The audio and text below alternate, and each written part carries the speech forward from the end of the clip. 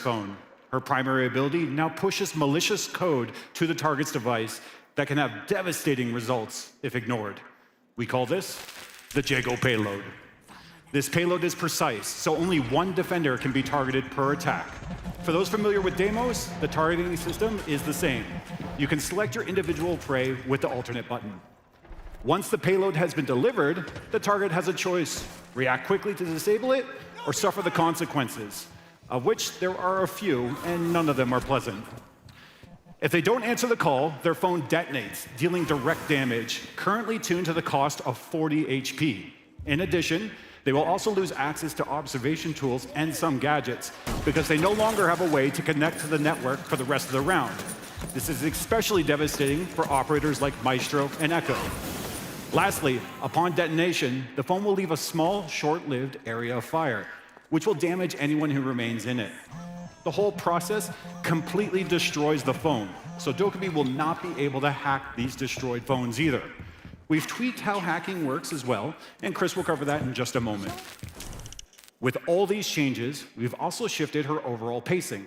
She now has more charges and faster cooldowns, but her calls are shorter and can be dismissed more quickly by the target, meaning every activation matters more. That's also reflected in how her hacking ability has evolved. You can now access drop phones from anywhere, even through walls, but the intel you gain is temporary. Again, it's about making the right call at the right moment.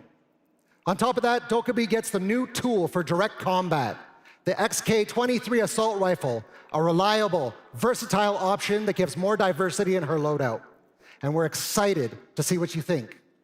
We know that there's been a lot of interest in these changes and how they would take shape, and we want to clarify that our goal with this remaster is for Dokkaebi to remain a strong operator. She may require a bit more precision and coordination, but we want her to remain a valuable pick in the right situations and a force to be reckoned with in the hands of players who master her kit. That's why we invite you to try her out for yourself in the Operation System Override test server available tomorrow. As always, we'll be keeping a close eye on your feedback to assess whether she performs as intended. Finally, if you buy the Battle Pass and you already own Dokkaebi, you'll receive 600 R6 credits at the beginning of the season. Combined with what you can earn throughout the Battle Pass progression, that's enough R6 credits to cover your Battle Pass this season. And on top of that, it also includes 2 Black Ice Packs. Now, jumping back to our new primary weapon, the XK-23. This new assault rifle will give you more diversity in Dokkaebi's loadout with a high damage and decent rate of fire. It's the perfect tool for mid-range engagements. But Dokkaebi isn't the only operator getting their hands on it. Raora and Sens will also have access to this new assault rifle. And I'll remind you that this new weapon will be issued for free to all players at the season's launch. Now, it's time to talk about the balancing side of things. We'll be kicking off this season with a focus on flank watching. Gridlock will be living up to her name at the start of Operation System Override by locking down key rotations and forcing would-be ambushers to think twice before pushing their assault. Her track stingers are now more reliable and more punishing than ever. We've streamlined their deployment across the board, making everything faster and more responsive so she can lock down space with less downtime. But the real shift is how defenders must deal with the utility. Stepping on a track stinger triggers a full limping effect for 10 seconds. It's not a bit of damage anymore, it's a real movement penalty that can completely compromise a rotation or a flank. And with increased durability from 1 HP to 35 HP, defenders are now forced to properly clear the traps if they want a safe path. You can't just risk running through anymore. One misstep, and you pay a much steeper price than before. As part of these changes, we've reduced the total number of track stingers down to 3, but each one is significantly more impactful, making Gridlock's area denial harder to ignore. Our next operator is someone I mentioned in our last Community Checkpoint live stream. It's someone you've all been asking about. The eldest Bosock sister, Sophia. In our last patch, you saw a correction to her M762 assault rifle. This was just one step in a series of changes. We will be making changes for her incrementally, so we can monitor the impact and performance of each one. At the launch of this season, Zofia is receiving her second change. She will now be a 2-speed, 2-health operator, reinforcing her flex role. We have the next adjustment for her slotted mid-season this season, so stay tuned for that.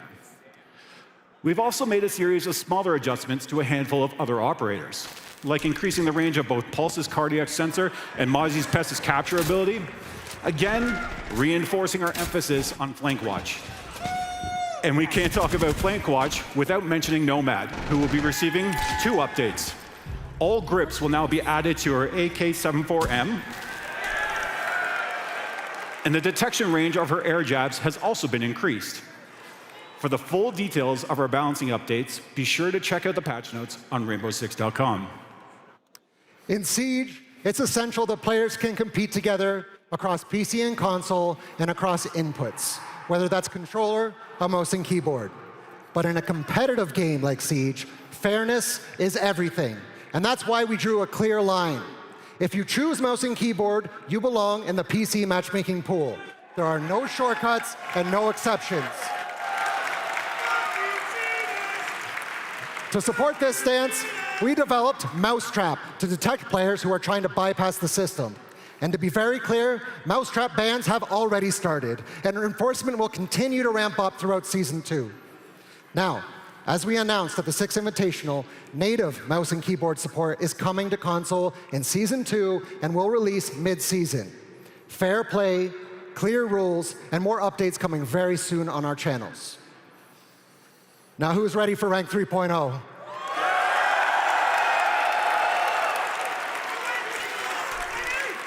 Rank 3.0 isn't just an update. It's the future of competitive Siege. This is the evolution of our most played playlist, rebuilt around one clear vision: fair matches, clear progression, and rewards that respect your time. First, placement matches are back, because every season should start with that opportunity to prove yourself. And they'll now carry more weight.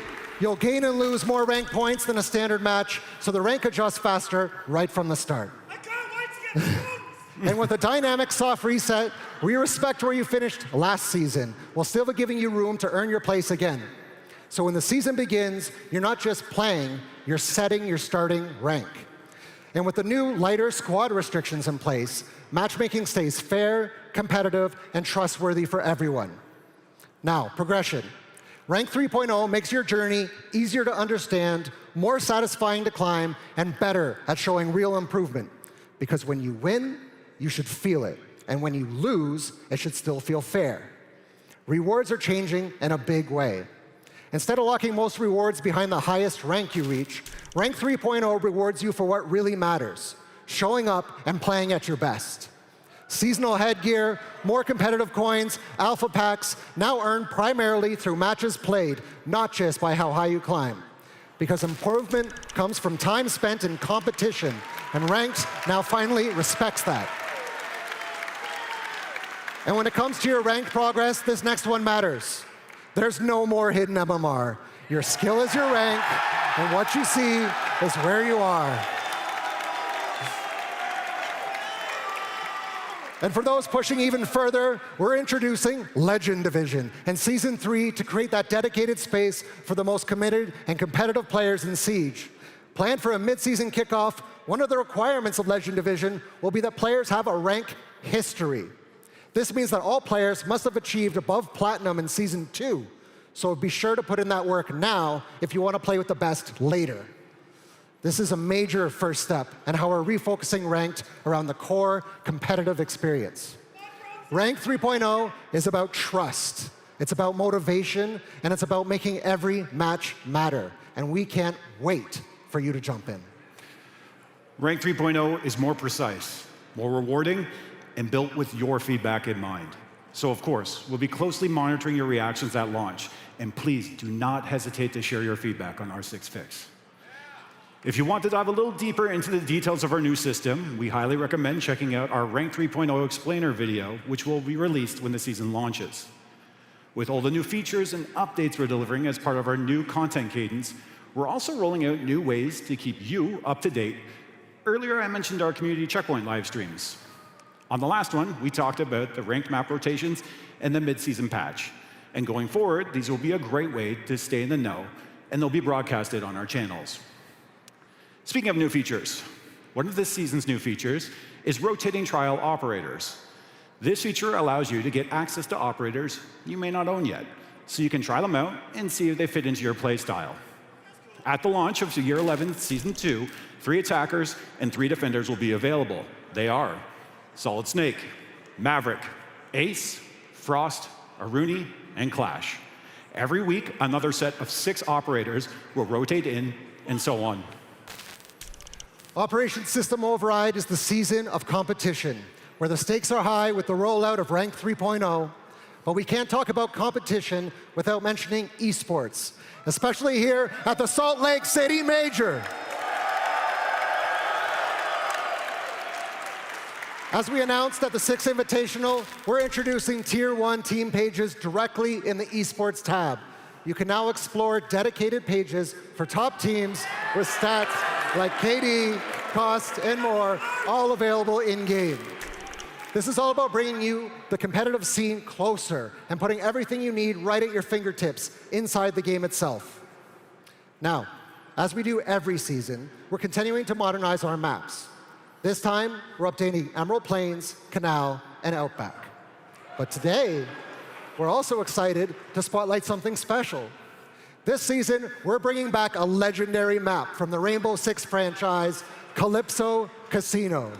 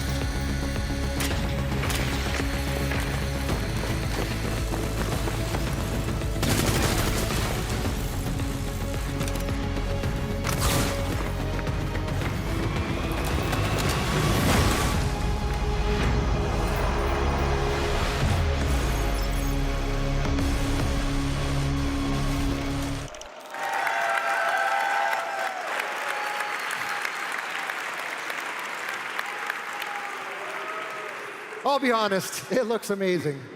For longtime fans, you'll spot some familiar references, and as always, we've hidden a few Easter eggs for you to discover. To give you your first guided tour through this map, we've got not one, but 2 very special guests, because trust me, there's a lot to cover. They'll take the next 5 minutes to break it all down for you, so pay close attention. It might just give you an edge when the map drops at season's launch. Please welcome our level designer, Dominique Doyon, and our latest esports comedy, one of the best analysts on this game, Alphama.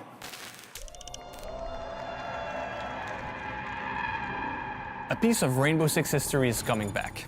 Calypso Casino takes direct inspiration from Rainbow Six Vegas, a game and setting that a lot of players still remember. But this is not a remake.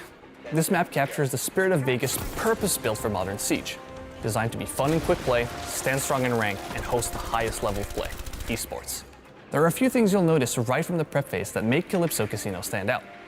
Multi-story vertical drone vents open up navigation paths and intel gathering strategies as drones can move quickly from the 3rd floor all the way to the basement. And speaking of basement, even outside the building, positioning matters. A fall in the wrong spot can take you out instantly. Verticality is at the core of Siege, and Calypso Casino fully leans into it. Attackers can spawn below the map and rappel all the way up to the rooftop, bringing back that Rainbow Six Vegas feel right from the start of the round. And if you're looking to stay quiet, there are stealthy ways to get in. The crane gives you access to the lobby with less noise, letting you set up before defenders can react. But it goes both ways. On defense, you can control the lobby via a large open space that you can set up as an ambush to unaware attackers. Once inside, the lobby becomes a key battleground. The double staircase connects two facing mezzanines, opening new rotation paths and pressure points. It's a contested space, key for defender flanks while giving attackers direct access to objectives. Now, let's take a moment and sit back and appreciate the aesthetic touches that make this the classic casino. The basement is all security. Vault, servers, CCTV, cold lighting, controlled spaces. The first floor is the heart of it. Poker, roulette, blackjack, warmer tones, Art Deco style. This is where you come to make money or lose it. Then, the second floor is for the high rollers. Lounge spaces, a more relaxed atmosphere, even warmer lighting. A different kind of vibe. Throughout every room and hallway, this map is built for competition. Clear pushes, committed plays, no easy way out. You pick a plan, you commit to it. And if it works, you gain the advantage. If it doesn't, you pay for it. It all adds up to more controlled fights, more meaningful decisions, and a map where understanding the layout gives you a real edge. Calypso Casino is where the classic Vegas DNA meets modern Siege. Familiar at first glance, but built to test how you play at every level. Now let's take a more tactical look. I'll pass it over to Alfama, our 2026 Esports Commendation winner, to break down different ways to approach the map. Thank you very much, Dominic. And honestly, I could talk about this map for hours, but I only have a few minutes, so let's focus on the most important stuff. And let's focus on my favorite bomb site, and that is basement, because I really think you can extend and actually deny all of the entry points following these positions. You can have a player here play towards VIP, trying to deny the entry point of the double wall. You can have players in weapon holding towards these green stairs. They can help each other. The same player can help the player holding yellow side with the exit doorway and with also the staircase. And also you can have a player towards lockers that can help his teammates towards vault. Now you will see vault is very important in this bomb site. There is not a lot of vertical play here, only on this side of the bomb site. On the other side though, it's fully reinforced and vault is connected directly to it. So you need to reinforce these two walls, electrify them, because they're directly accessible from outside. And it's the same story for the top floor bomb site, because if you extend into kitchen, you'll see that these two walls, they need to be reinforced and electrified, because also they are accessible from the outer balcony. You can this time even extend towards barista, maybe to protect the trick with a Denari, with a Thorn setup, and all the way on the other side towards pool, you can extend towards aqua with a smoke playing with a shotgun, for example, to hold the staircase, but also because that same player can then go towards his corridor here and with pit holes cover directly the entry to the zone side, to pool doorway. Now, for the ground floor, you'll see that most of the defense is from holding up top with vertical play, maybe with the Soul is denying the plant, maybe with the Pulse, with the Valkyrie, with C4s. And if we switch to attack, the map has been laid out in a way that you always have a safe entry point. On basement, your Buck can rappel here, for example, and open the soft wall for you. If you go onto the ground floor, you can open the main door at the same time. And all the way on the backside of the building, same story here, you can get into registration office. There is not a lot of cover for defenders. And if you move up top, it's the similar story, but even better. You have this huge outer balcony with access with multiple doorways, multiple windows to the bomb site, or here to Tequila on one side of the map.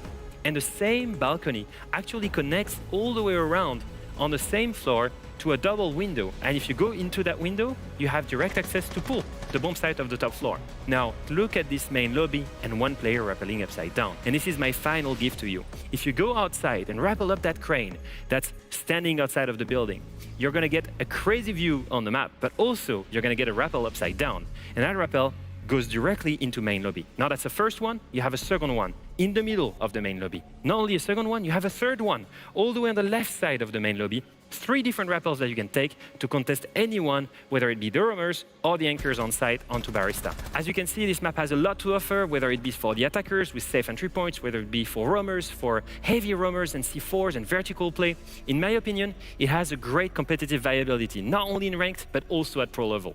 Now back to you, Chris and Josh, for the rest of the panel.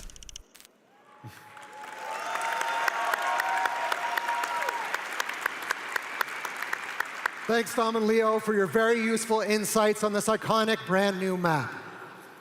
Here it is, a recap of Operation System Override, Ranked 3.0, Calypso Casino, the new Dokkaebi remaster, and much more. Mark your calendars and join us when the season launches on June 2nd.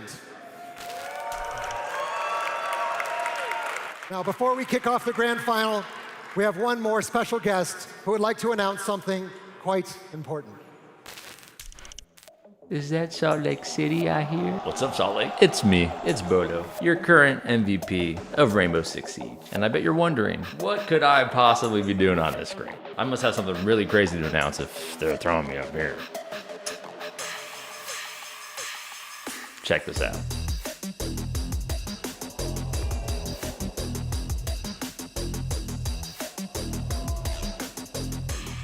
It's pretty sick.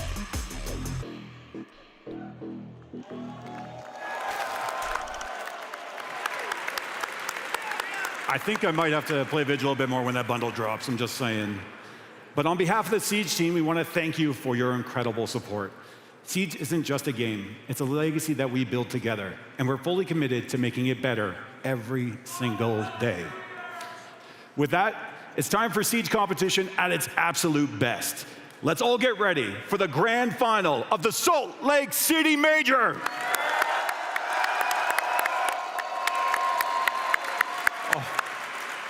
Wait, whoa, no. Okay, everyone calm down for a second, hold on. We missed something, classic, okay. We just got word the esports team has something they want to show you, so let's take a look.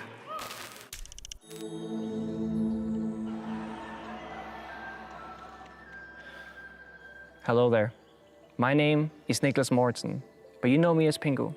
Today, I'm going to teach you how to win a major and become just as good as I am. First, close your eyes and start taking deep breaths. The path to success is a hard one, but you have to keep walking. Some people, they see an obstacle, but I see the destination. Dive into the ocean of calmness. Here, in that silence, nothing can stop you anymore. 293、294、 Anderton? 295。 What are you doing here? 次のメジャーのために鍛えてんだよ。そろそろ帰ろうか。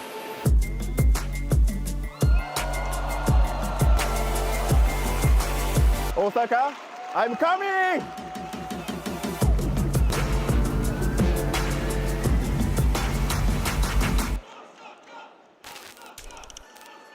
Get your tickets now. Get your tickets right now. Can we get June 8th, right? Yeah. June 8th. That was so a tough cool. video. That was so tough. Oh my it's God. so Anderton. That really captures him in that moment, lifting weights. was That's beautiful. I'll tell you what else was tough. Operation System Override. We hyped it up and it lived up to the hype. I mean, it sure did. Again, we were teasing the rank 3.0. I think that's so important. No hidden MMR. Your rank is your rank. I heard one guy in the crowd say he's excited to get copper. At the end of the day, that is what the community lives for. They love playing ranked, so it's only going to make it better. Listen, and for you, you actually have to put in the performance. You can't just get carried. You can't carry your way through the way. You have to actually put in work, Fox. You can't rely on your 5 stacks anymore. You know what you won't be able to do? That new map, Calypso Casino. I don't know if you're going to be able to do it all on your own, rappelling down the skylight all the way into the basement. Thank God Leo was up there showing you what to do. Leo is absolutely saving everyone a heartache of wondering what your teammates and how they're going to set up. He broke it all down. So hopefully once we all can dive into there, everyone should have a good understanding of how you can set up properly. All right, we'll dig a bit deeper into some of the favorite announcements there, but let's start with the Dokkaebi remaster. Some incredible changes coming. I mean, something that I think about already a competitive aspect. I mean, one, it's a huge dynamic shift. It really makes you work for that information. But not only that, you take away the ability of those defenders to be able to use that information. So when I think of how teams set up, when you play a 2-2-1 split, the player on site usually feeding information, giving players around, you get rid of that information. That can be so crucial for an attack to immediately attack that site because there is no extra information there. I mean, from the competitive aspect, some teams only have 1 to 2 people that drone. If you're able to just take their phone off the board, no cameras for them to be able to get information for their team, some teams that aren't too experienced are going to struggle, especially with that gridlock change. I mean, you hit the trap and all of a sudden you are crutching and limping your way on a flank. Nothing, I tell you, nothing is going to ruin my day more than if I think I have the flank of a Sentry and all of a sudden I'm limping through some track stingers and I can't move at all, and then you get smoked from wherever gridlock's hiding. That will be the worst moment possible. Anything else? Look, you touched on it, but Ranked 3.0 is looking sick. It is looking sick, but I mean, something else that also hits home for me is just that esports tab. I mean, now, so good. if you're really looking at the statistics, you can go in and look at your favorite players, your favorite teams, you can check out their stats, what they're playing. I think that really speaks home for me, hits home for me, and I'm always excited to see esports being more introduced to the community so everyone can be on that same level playing field. It's beautiful because I feel like one of the biggest talking points has always been competitive versus the casual fun community, and I love when it's a part of the game because at the end of the day, the Siege events is where that comes into one situation. Everybody is at home together. Now to have it on the main screen, it makes it one step closer to uniting everybody on one front. Speaking of uniting everybody on one front, on home soil, there's only one thing left to do here today, and that is to have our grand final in Salt Lake City. It is all North American Dark Zero versus Shopify Rebellion for the trophy, and it